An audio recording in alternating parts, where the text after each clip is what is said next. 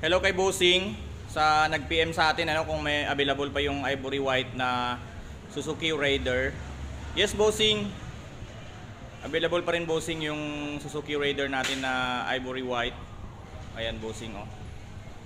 Ganyan na ganyan pa rin yung looks niya, Bossing. Yung decals lang nagbago doon sa 2023 yata na model.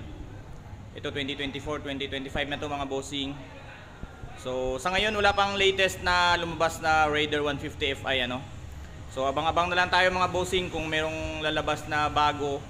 Siguro babaguhin na naman nila yung design ng design ng decals, mga Bossing.